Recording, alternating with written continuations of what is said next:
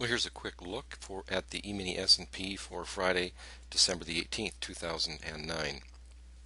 What, of course, we're looking at here are the market profiles. We like to use those to get a good idea of the condition of the market.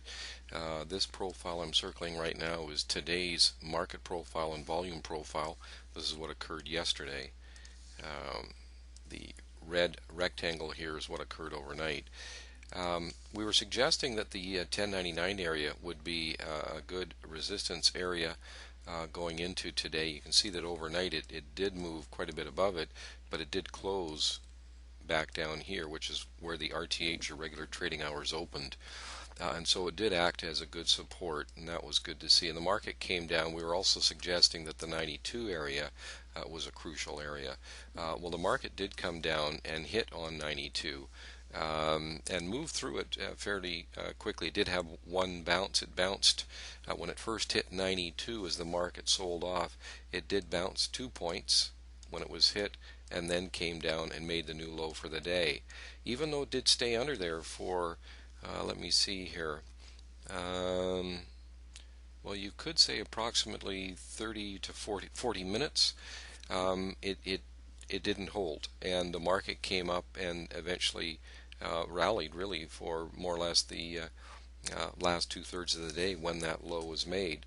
It rallied all the way up here and then actually came all the way up and tested, or touched, I should say, the high of the day, closing here. So it still appears that that 99, 1099, 1100 area is resistance that will likely be tested either Sunday night or Monday, and that'll be the key. If it's tested and moves above it, of course, the market is then due to have a half decent move, and that will be an area for us to look at, of course, around the 1192 for support. I'm sorry, the 1092 area, if it can get back down there. So that's really the areas that we're looking at. The next move up would probably be in the 1097, 1090. 11, I'm sorry, get my numbers right here. We're taking a look if the market can hold above 1100. It's likely to move up to at least the 1103 area, and then after that probably 1109. So those are some numbers that we can monitor going into trade on Sunday night and Monday. Here's just the day profiles. We always like to use those as well in our analysis. As far as here's our software here. Our software is based on the 1 minute, and it shows various types of formations. Today was a relatively quiet day, and we just missed. You can see there was some good deceleration bars in here. Because we had a red filter, we did not get long. But we did get short earlier in the day right in here. Immediately dropped 1 3/4 points. Unfortunately, we just got nicked right here, so we weren't able to participate in the rest of that down move. But once again, this would be something that our more experienced traders probably held on to that.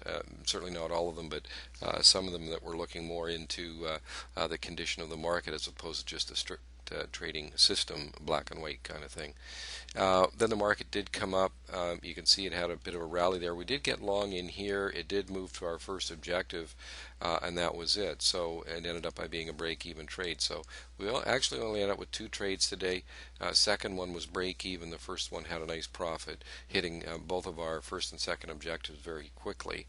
And so that's really it. That's our take on how we traded today on our systematic approach, and some other opportunities there for those of our members who have studied the material and can kind of read between the lines a little bit, to upgrade from just a system perspective, but to actually more of a method where they can use the current structure in the software to really understand the condition of the market and profit that way. Contact us at info@eMiniDayTrader.com if you got any questions or comments. Otherwise, that'll be it for today. So have a good weekend, and we will see you again on Monday.